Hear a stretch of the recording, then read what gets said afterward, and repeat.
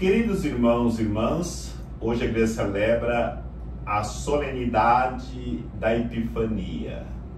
O que é Epifania? Epifania quer dizer manifestação. Deus se manifestou e essa manifestação de Deus foi para toda a humanidade.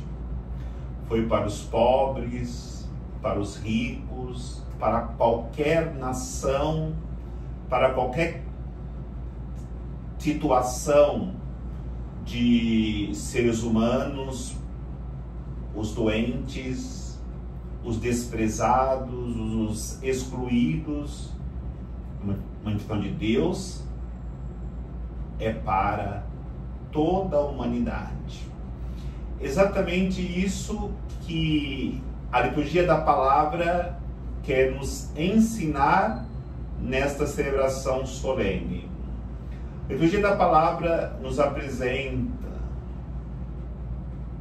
os textos para nossa reflexão. Primeira leitura do profeta Isaías, capítulo 60, versículos de 1 a 6. O salmo é o Salmo 71. Como segunda leitura, a carta de São Paulo aos Efésios, capítulo 3, versículos de 2 a 3 e depois versículos 5 e 6. O Evangelho é de São Mateus, capítulo 2, versículos de 1 a 12. A primeira coisa que a liturgia quer nos ensinar é para que nós possamos todos nos animarmos. Porque a primeira leitura diz: levanta-te e acenda a luz. É claro que nós sabemos que o mundo está envolto em trevas. No entanto, nós que lutamos para sermos de Deus, não podemos ficar envoltos em trevas e não fazermos nada. Por isso, levanta-te, sai do comodismo, sai do desânimo, sai da situação de desesperança. O primeiro passo é nos levantarmos e acendermos a luz. E é claro que essa luz é a luz de Deus que se manifestou para todos os seres humanos.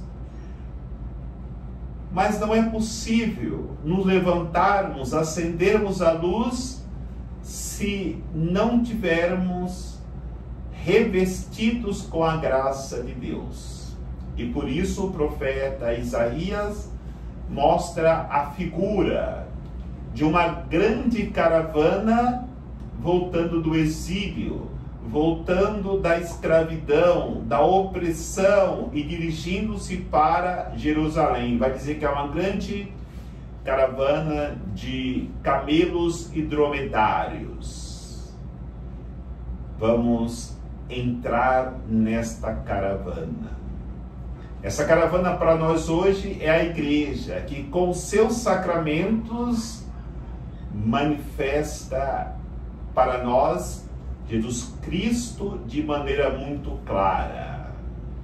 E assim nós poderemos suportar, não ficarmos livres, mas suportarmos todas as dificuldades que precisamos passar para que nas dificuldades nos aprofundemos mais na graça de Deus.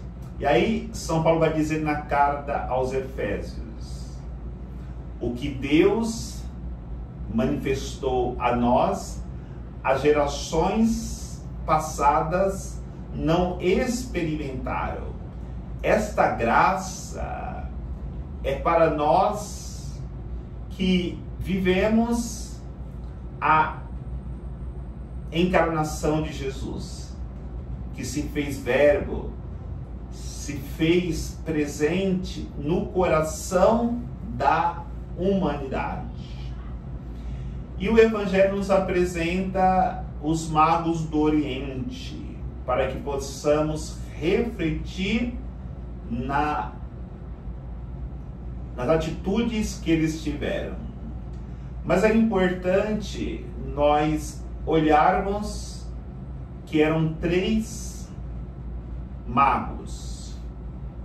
Esses magos simbolizavam os continentes que haviam no tempo de Jesus. Eram 3 continentes: o continente europeu, o continente asiático e o continente africano.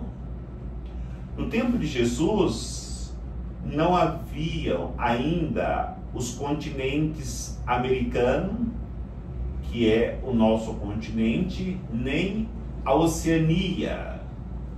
Se já houvessem 5 continentes, seriam 5 reis magos. Mas por que eu estou explicando isso? Exatamente para dizer que a intenção é mostrar que Jesus se manifestou para todos os povos, mesmo porque a igreja era muito concentrada na Europa. Com o Vaticano II, a igreja ela se expandiu para todos os continentes. A preocupação se tornou maior para que ela pudesse chegar em todos os continentes. E por isso a igreja só teve a ganhar, porque pôde atingir mais almas e muitos puderam saber que de fato Jesus se manifestou para ele, para todos os seres humanos. Agora, para que nós possamos de fato termos um encontro com esse Deus que se manifestou na pessoa de Jesus Cristo, precisamos viver a mesma experiência que os magos viveram. E essas experiências se deram em 3 passos, para que pudessem, de fato, concluir a missão deles e experimentar em suas vidas a manifestação de Deus. A primeira realidade, o primeiro passo é quando eles viram a estrela no Oriente. Nada desviou os magos do caminho. Eles tinham um único objetivo: chegar onde estava a estrela. Esta deve ser a nossa atitude. Quando nos encontrarmos com Jesus, precisamos colocar nas nossas vidas esse grande objetivo de chegarmos onde Ele está, de chegarmos a Belém, de chegarmos à manjedoura. Aconteça o que acontecer nesta viagem, eu jamais irei desistir de atingir o meu objetivo. E para os magos era uma estrela, eles viam e iam ao encontro, nós não. Depois que Jesus se manifestou, Ele enviou para nós o seu Espírito Santo. A nossa estrela hoje é o Espírito Santo.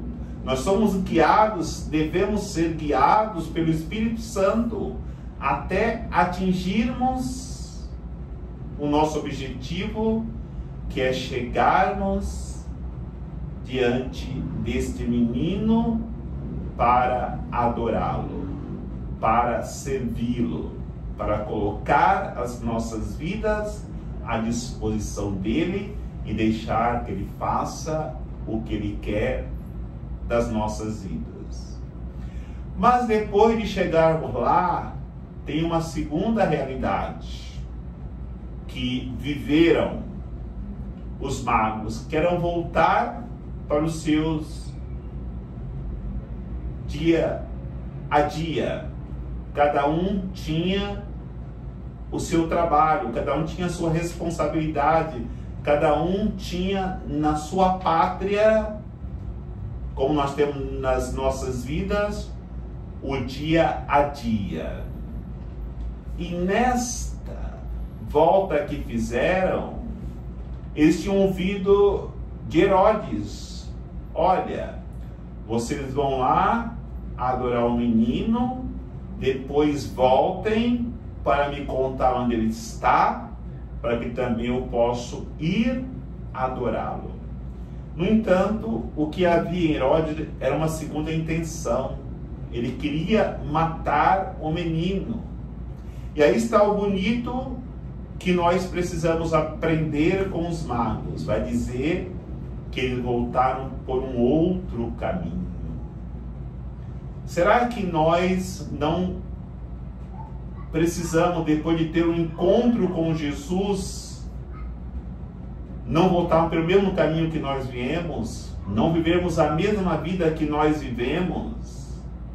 Porque se nós vivermos a mesma vida, andarmos pelo mesmo caminho, se não fizermos uma conversão do itinerário das nossas vidas, poderemos nos encontrarmos com Herodes, o inimigo, e termos que entregar Jesus que nós encontramos, que nós experimentamos em nossas vidas. E o perigo está exatamente nós nos deixarmos, nos seduzirmos por Herodes.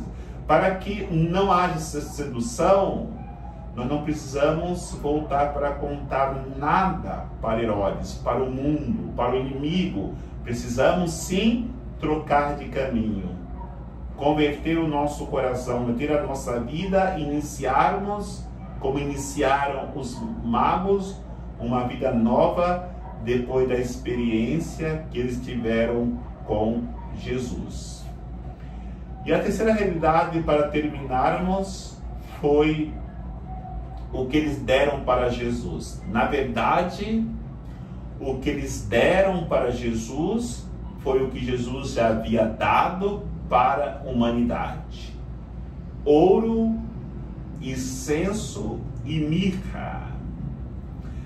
Jesus, na realidade do ouro, que simboliza a realidade, ele renunciou à sua realeza para que a humanidade pudesse ser salva.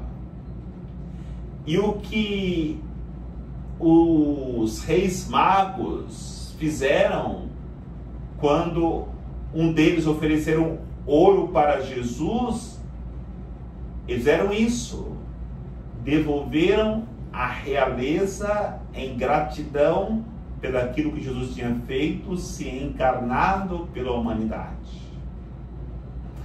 Quando o outro mago oferece o incenso, nós sabemos que Jesus deixou a sua divindade, se fez homem.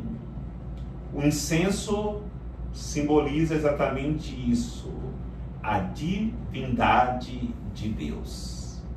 E como ele deixou a sua divindade para se encarnar, o mago oferece de volta com incenso essa divindade.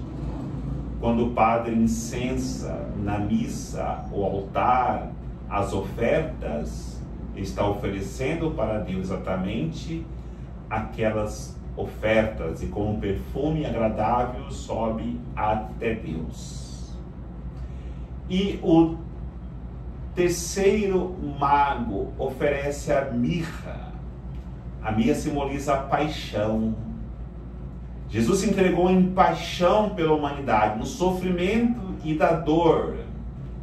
E o mago estava oferecendo para Jesus exatamente isso, que a humanidade iria viver a paixão de Cristo, que a humanidade iria voluntariamente, como Cristo fez por nós, aceitar o sofrimento, a paixão, para que pudesse reparar as ofensas feitas por Jesus, que no final da sua vida, que na verdade foi por causa dos nossos pecados, ele iria entregar na cruz para que nós pudéssemos, na sua paixão, morte e ressurreição, entendermos que ele, na sua realeza, na sua divindade, na sua paixão,